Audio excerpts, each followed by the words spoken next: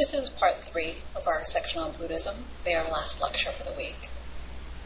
Today, in this lecture, we are going to talk about the two major Buddhist sects, the Tera Vaada and the Mahayana. Next week we'll go more into detail into the different subsects within the Mahayana, but basically all Buddhism falls into one of these two schools, Tera Vaada and Mahayana. In addition, as part of the lesson for the week, I've posted a little meditation exercise online for you to follow and answer some questions about. So let's return to our timeline, our Buddhism timeline. We've talked about the life of Siddhartha Gautama, the Shakyamuni Buddha. We've talked about how Buddhism spread outside India. It was about 200 BCE, between 200 BCE and 200 CE, the Tera Vaada school developed. Now, there may have been earlier schools that came before Tera Vaada, but those no longer exist. Tera Vaada is the oldest extant school of Buddhism. Extant means still existing, right? So, like I say, there may have been schools before it, but those are no longer extant. They no longer exist. Tera Vaada still exists. So in that sense, it is the oldest school of Buddhism. The Pali Canon was written down in Sri Lanka in 29 BCE. That is the canon that the Tera Vaada used. It's very important. And then it was around 50 CE that Buddhism began to spread to China and Southeast Asia. So that was almost 5 centuries after the life of the Buddha. So up until that point, other parts of Asia practiced their own local religions. There's Chinese religion, there's Thai religion, there's Japanese religion, which is also called Shinto. We'll have a chance to talk about those in a few weeks. But it wasn't until 50 CE that Buddhism began to spread. In the 1st century CE, the Mahayana developed, which is the other major school of Buddhism. This is when the perfection of wisdom scriptures were written, which we're not going to cover in this lecture. And it wasn't until 500, as late as 550 CE, that Buddhism entered Japan. So it was a long, slow development that Buddhism made across Asia. We think of Buddhism as being very, very Asian. We think of Buddhism when we think of China, Japan, and Korea, but really it didn't enter those places till quite late. So, Buddhism began here, Bodh Gaya, where the Buddha found enlightenment, nirvana. It spread around India, and for a while was the major religion, and after a while Hinduism regained its footing. It arrived in Sri Lanka around 3rd century BC, and that is where the Pali Canon was written down. And it was through Sri Lanka that it then spread to Southeast Asia. This is Southeast Asia here. It includes Burma, Thailand, Laos, even Vietnam and Cambodia.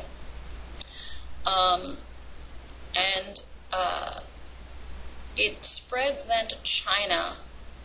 It went around Tibet. Tibet was not originally very receptive to Buddhism's message. It took a long time for it to come back to Tibet. But it did gain hold in parts of Afghanistan, what are now Afghanistan and Kazakhstan. And through Thailand as well, it spread into China. So it finally made its way into China. And through China to Korea, and through Korea to Japan. So it was a long journey. And eventually Tibet started to convert to Buddhism via Chinese monks, right? So we don't have a chance to talk a lot about the history of Buddhist expansion, but it's very, very interesting. It's full of, the history is full of a number of very, very brave and adventurous monks who traveled by foot, from India into the Central Asia, from China into Tibet, through all these places, just a lot of monks and great thinkers who traveled by foot and by boat to spread the message of Buddhism. It's not a particularly proselytizing religion, by proselytizing, I mean, for example, Christianity, Islam believe that you should try to get other people to your way of thinking, to convert people to your religion in order to save them. Buddhism doesn't necessarily believe that, but it does believe that. But Buddhists do tend to believe that their message, the message of Buddhism, is a universal one that can, I guess, be advantageous to all of humanity, right? Whereas a lot of other religions, especially Hinduism, Shinto, Taoism, tend to be very much based in ethnic identity. So the yellow parts of the map are places that adhere to Mahayana Buddhism, and these brown areas are Tera Vaada. So, Tera Vaada is called the small vehicle. It's also called the way of the elders, because of course it is a very old school.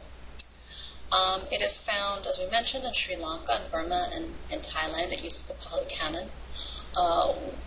Some of the most important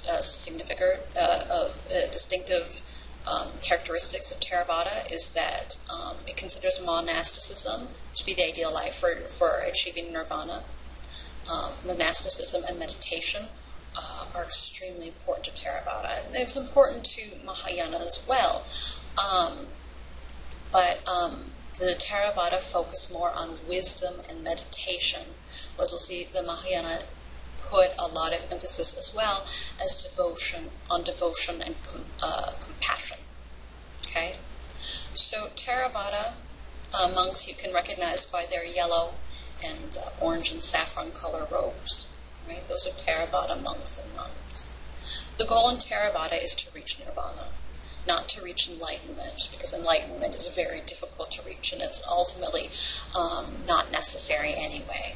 The goal for Tera Vaada is to find detachment, right? Detachment is very, very important. And by detaching yourself from the world, you alleviate your suffering, and that's nirvana. Now, let me just point out, we're going to talk about detachment later on in this lesson as well, that sometimes students think that if you are detached in the Buddhist sense, detached means that you don't care. And that's not what detachment means. It means that you are not attached to the results of things, that you are able to let go of them, to let things to go with the flow of things and let go of them, right? The story I told in the first lecture on Buddhism about the Buddhist nun who took care of dying people, and she said, I'm always surprised how shocked people are to find that they're dying. Of course, everyone dies, they're attached to their life. That's not to say that this nun who tries to practice detachment, that she doesn't care about these people. Quite the opposite. She's devoted her life to taking care of the dying and trying to help them become detached.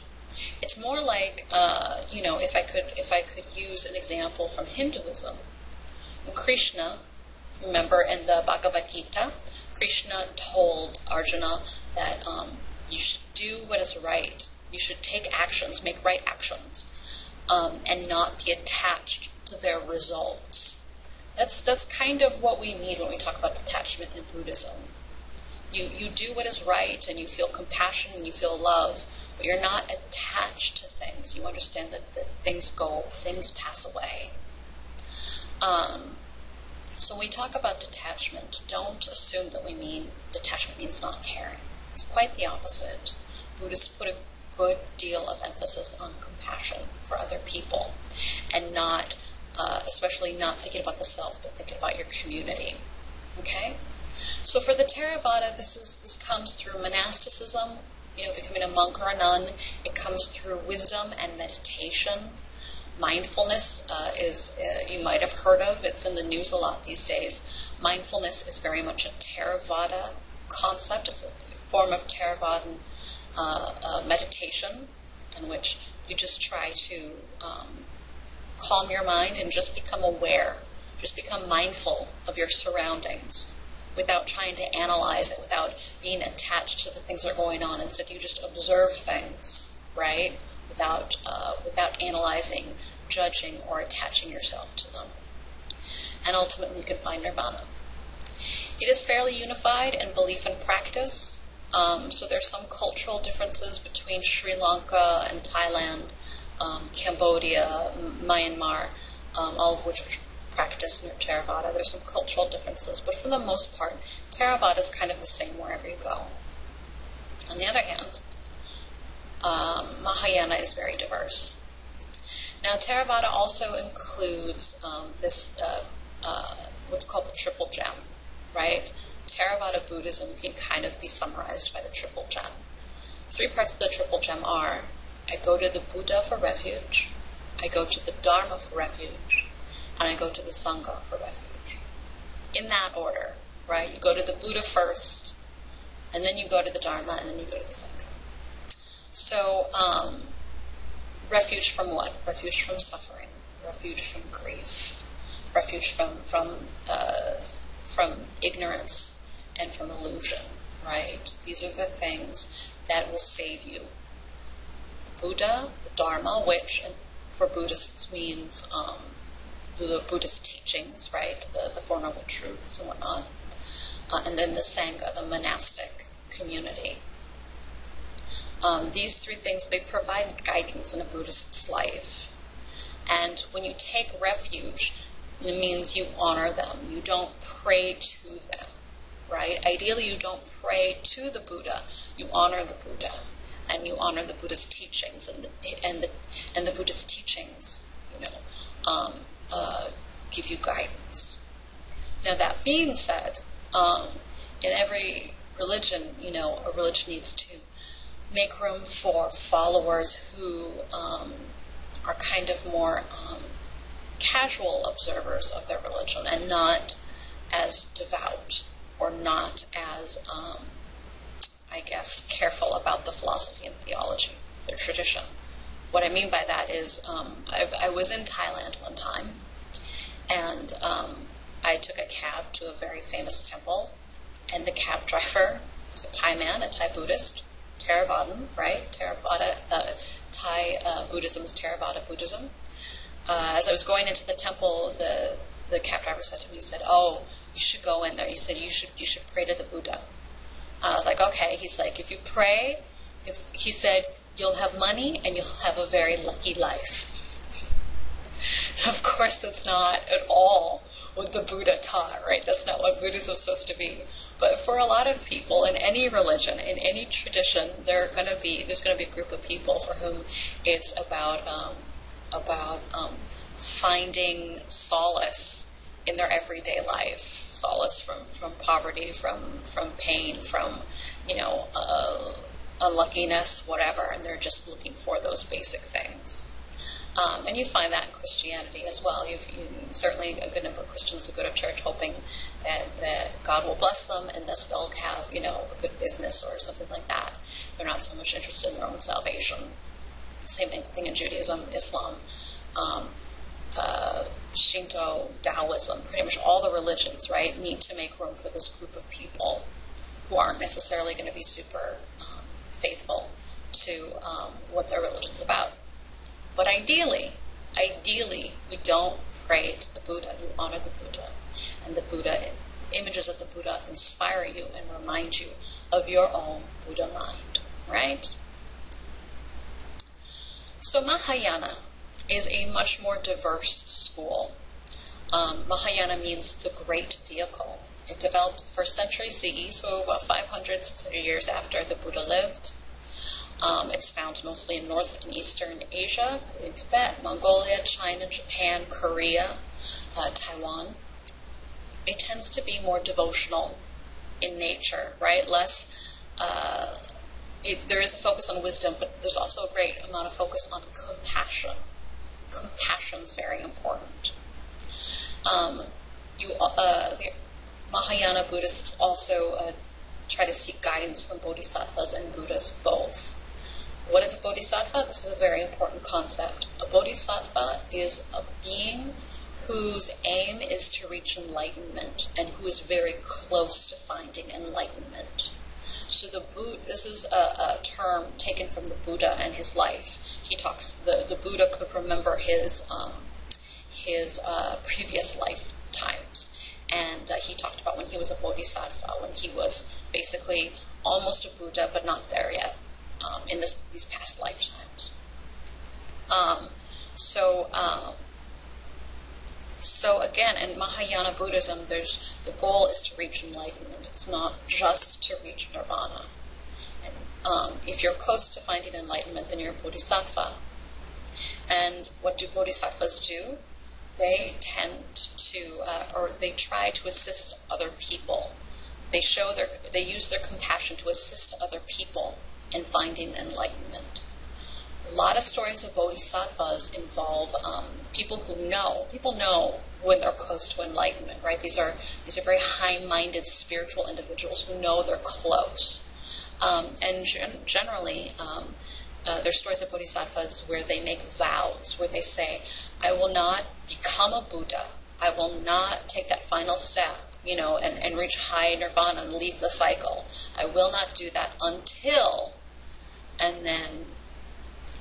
I've helped this group of people find enlightenment first, or until I've eliminated the cycle of ignorance, or until this and that. And oftentimes the vows involve helping a specific nationality reach enlightenment, okay, like Tibet or China or Japan.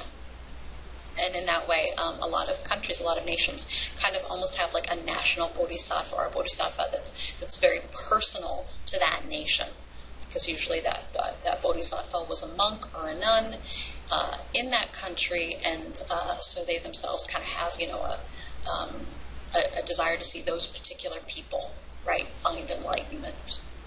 So they make all sorts of different vows and things. I will not become a Buddha, or when I become a Buddha, I will dedicate, myself to helping certain people become Buddhas as well.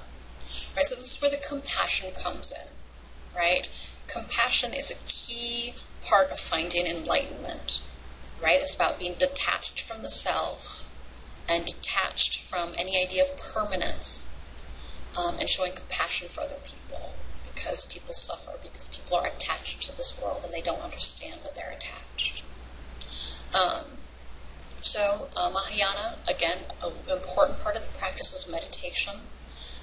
Meditation is how you clarify your mind. It's how you right your understandings. And a lot of Mahayana, not all, but a lot of Mahayana meditations deal with, imagining.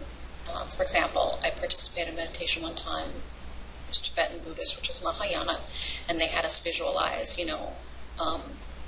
like your compassion, your Buddha mind being like this white light of compassion, and imagining that white light spreading and encompassing all living beings. Okay, so that's an important part of Mahayana is this idea of compassion and trying to help other people find enlightenment. It is very diverse. We're going to study Mahayana Buddhism further next week, and we're going to see that there are a lot of different schools, and they practice in very, very different ways. There are schools of Buddhism like Tibetan Buddhism that is very complicated and has idea of all these different realms and gods and demons and all these things. And then there's Zen Buddhism, which is basically as simple as you can get, and is all about emptiness and how everything is empty, and just trying to constantly remind yourself of that. And everything in between. So it's quite interesting to study. Another important part of Mahayana Buddhism is this very philosophical idea that the Buddha is an immanent presence in the universe. So the Buddha is kind of everywhere. Buddha's spirit kind of fills everything. Not that the Buddha has spirit, because there's no Atman, but still the Buddha presence fills everything. And that's something that you can reach out to. It's something that will help you. And the other interesting part of Mahayana is that they have this strong teaching of emptiness, that everything is empty.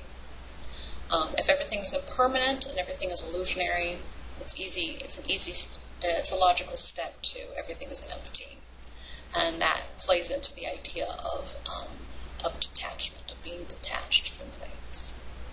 And we'll have a chance to talk more about emptiness when we talk about Zen Buddhism. That's an important part of it. We'll have a chance to talk about Buddha as an immanent presence when we talk about Pure Land and Tibetan Buddhism, because that's a part of that. Okay, so Mahayana it's maybe, you can think of it as maybe just being a little bit more complicated in some ways, philosophically. And again, there's more of a focus on devotion, the Bodhisattvas, and compassion, and most importantly, finding enlightenment, right? The main difference is this piece right here, finding enlightenment and not just nirvana. So let's talk about Bodhisattvas for a second, because Bodhisattvas are fascinating. One of the most popular and famous Bodhisattvas is the Bodhisattva of compassion, who originated out of India. And the Bodhisattva of compassion's Sanskrit name is Avalokiteshvara. You can see images of him here. Okay, here's Avalokiteshvara. He's the Bodhisattva of compassion. Right? So of course he's very popular. And Mahayana Buddhists created the Bodhisattva of compassion a lot for help. And the Bodhisattva of compassion in particular, I believe his vow was to not reach enlightenment or not become a Buddha until everyone else, every other soul had. Pretty sure about that. But something really interesting happened with this tradition of Avalokiteshvara. As Buddhism spread and expanded into China, you see here's an image, a Chinese image of Avalokiteshvara. You'll notice that his face is Chinese, right? We talked about this. When religions spread, images adapt to wherever their whatever the local customs and local faces are, because for most people it's just easier and more natural to relate to someone who looks like you. So here we see the Bodhisattva of compassion changing and becoming a man. But then sometime, I don't know exactly when, I want to say around the 11th century, the 10th, 11th century, this happens. Avalokiteshvara, and the name in Chinese is Guanyin, right? Guanyin is the same person. Guanyin becomes a woman. And I could show you, if you ever look it up, you can see over the centuries this slow change of Avalokiteshvara, Guanyin, as a man, as being portrayed in art as slightly more effeminate, and then there's this strange period of a century or so when there were all of these Guanyins being drawn and painted. You couldn't even quite tell if it was a man or a woman, and then eventually Guanyin becomes a woman. Not only a woman, but oftentimes a woman carrying a baby. Because Guanyin becomes important bodhisattva with great compassion for children. And that's not necessarily a part of the original tradition, but that's what becomes emphasized. For whatever reason, Avalokiteshvara becomes a woman, Guanyin. In Japan and in Korea, she's called Kema. And in Japan, she's often shown riding, is this Japanese or it might be Chinese? It's Japanese. She's often shown in East Asia riding the back of a dragon. It bothers me. I can't remember if it's Chinese or Japanese tradition to put her on the back of a dragon. I want to think it's Japanese. In any event, I'll look it up and I'll get back to you next week. We'll talk more about it. Because dragons in East Asian religions and traditional East Asian religions, dragons are great wise spirits. And they often are the spirits of mountains and rivers and other important geographic features. And so to have her riding in the back of a dragon is to show her mastery over the physical world, and that even, the greatest of spirits revere her and would let her, stand on their back and carry her. So that is how Avalokiteshvara is changed. And she's also often shown, especially, I know in Japan, and I think also in China, you'll see her in graveyards, right? Especially around graves of children. And then there's one other image of Avalokiteshvara here, the Dalai Lama. You've probably seen pictures of the Dalai Lama, you've heard of him. He is the spiritual leader of Tibet, which is a Mahayana Buddhist country. As I mentioned, it has a very rich tradition of Buddhism. And part of their tradition is the Dalai Lama. Now, the Dalai Lama is not his name. It is a title. He is actually the 14th Dalai Lama, the 14th man who's the Dalai Lama. And Tibetan Buddhists believe that he is a manifestation of Avalokiteshvara. I believe the Tibetan name is Denrizig. Doesn't matter. So to Tibetan Buddhists, this is a manifestation of Avalokiteshvara, and that is why he is holy to them. And they believe that every time, one Dalai Lama dies, he will be reincarnated again. And they have a whole method of finding the new Dalai Lama, right? Where there's actually another famous Lama. Lama is an important spiritual leader, an incarnation of an important spiritual soul. There's another important Lama, and they tend to, the Dalai Lama and this other Lama, part of their responsibilities is to find the other. So when the Dalai Lama dies, the other Lama's job is part of his job, besides also being a spiritual leader, is that he will wait for a dream. He'll wait for dreams and visions to tell him where to find the new incarnation of the Dalai Lama. Go to find the Dalai Lama, and usually they'll bring him back to the monastery, the major monastery in Tibet, in Lhasa, and they'll raise him there to be the new Dalai Lama. And then when that other Lama dies, the Dalai Lama waits for visions in dreams of where to find the new incarnation of that Lama who just died. And this is something very, very unique to Tibet. I've never heard of any other school of Buddhism that does this idea that Bodhisattvas, incarnate as people and that you can find them like this. This is like a very uniquely Tibetan thing. So you can see Avalokiteshvara, the Bodhisattva of compassion, Guanyin, Kannon, the Dalai Lama. It's a really important part of Mahayana Buddhism, and you can see that this person, he, she, has been adapted wherever he or she goes.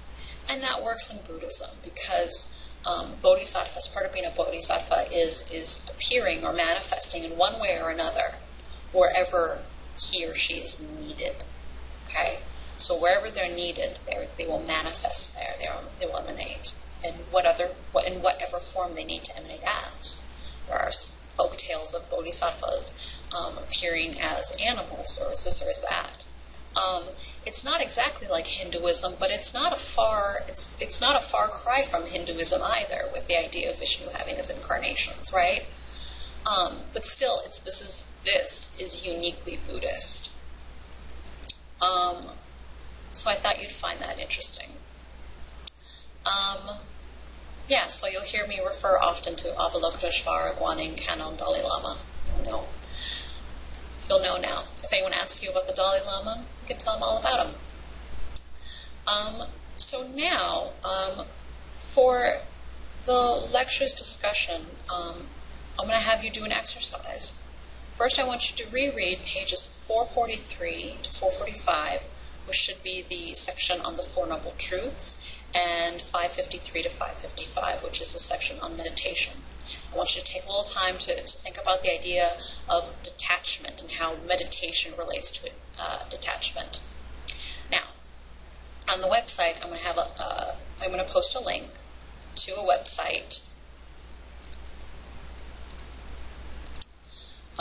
You click on the website, or click on the link, and it will take you here to Vipassana Ardura, the How to Meditate section. Now, there's a list of contents. Go to Exercise 1, Rising and Falling. Okay? Rising and Falling. Click on it, and it will bring you down in the page Exercise 1. Read this section. It will explain what the exercise is. Read down to here. Okay. And then, right here, where it says rising and falling, you can either click this link and it will open up a new window. You can watch the video and listen, or you can download the video. It's not long. It's not very large of a file. It's a WAV file. You can do either way. It is 9 or 10 minutes, and it will take you through a beginner's guide to mindfulness meditation. Okay? It's very simple. Just listen to the woman and just follow her instructions. The meditation exercise itself is not religiously devotional. There's no talk of the Buddha. There's no talk of revering the Buddha or anything like that. You can totally do this exercise without being Buddhist. It is not a form of prayer. It's not a form of worship. If you are not comfortable doing it, then don't. Just listen. Just listen to the way she explains it. She does a really good job of guiding a meditation. Okay?